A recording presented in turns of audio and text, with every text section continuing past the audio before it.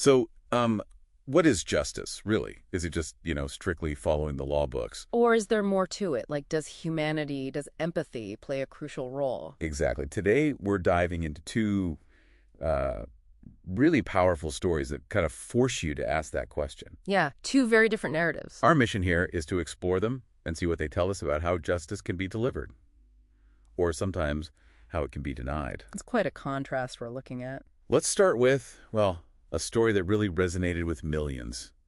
The legacy of an American judge known for his compassion.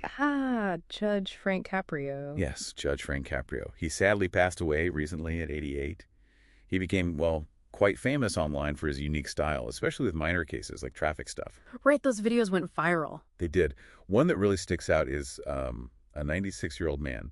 He was caught speeding. Okay. And his reason, he was rushing his son, who had cancer, to the hospital, doing it twice a week. Wow, that's heavy. And how did Caprio handle that? Well, this is what defined him, right? He really listened. He saw the person behind the citation. Absolutely. He praised the father for his responsibility, wished them both well, and then just dismissed the case. Just like that. Told him, "Sir, I wish you and your son the best of luck. I wish you good health. Your case is dismissed. You can go home." That's putting humanity first. A really human response. And it wasn't isolated. There's another one, a young college student struggling financially, facing a big fine. Right. I remember seeing some of these. What happened there?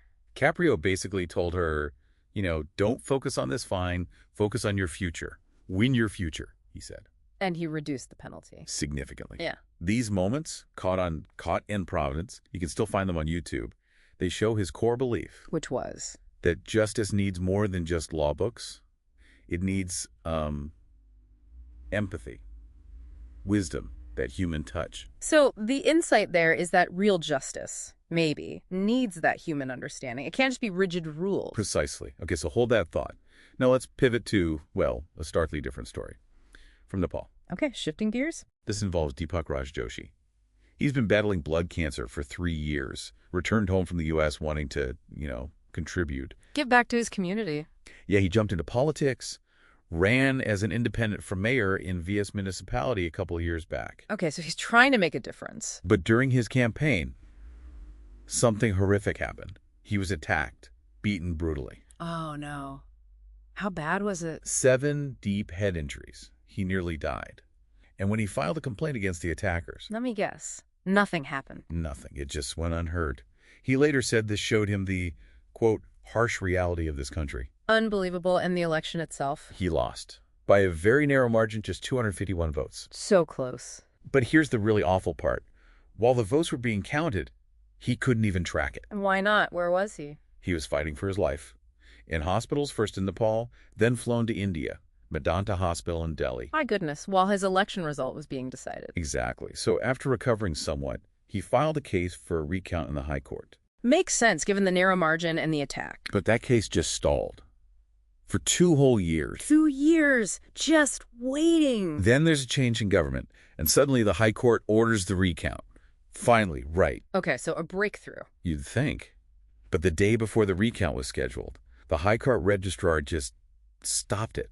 No clear reason given. What? Stop their own court's order? How is that possible? It's bewildering. So now Deepak's forced to take it all the way to the Supreme Court. This whole ordeal, it sounds less like justice and more like torture. He sees his personal suffering as like a mirror of the system itself. He says democracy is just in the books and justice is hidden away in dusty law books. And he made that observation. Nothing is slower than justice, but injustice is immediate. That hits hard. It really does.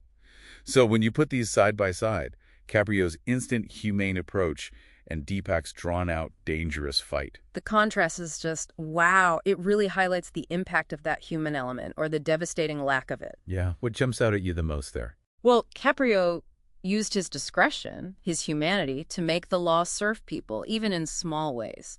Deepak's story shows the terrible cost when that humanity is missing or actively blocked. The system failed him at multiple points. Repeatedly. And Deepak himself says this isn't just his story. He calls it a collective story. For others seeking justice. Yes, for everyone in his country.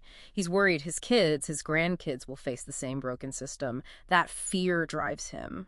Even with his illness, he's still fighting. He said something powerful. A meaningful fight gives life meaning. That takes incredible strength. He says he fights so that all children and grandchildren in this country can live with dignity, feel safe, and proudly say, this is our country. Wow. So he's turned his personal struggle into something bigger. Absolutely. So when you, our listeners, hear this, what do you take away? Think about the difference.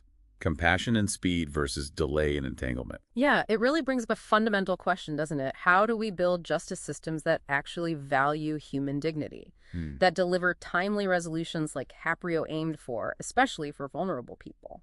And how do we stop situations like Deepak's, where one person's suffering becomes really a reflection of a whole system's failings? It's a critical question. How do we ensure justice delayed doesn't always mean justice denied, turning into immediate injustice, something important for all of us to think about?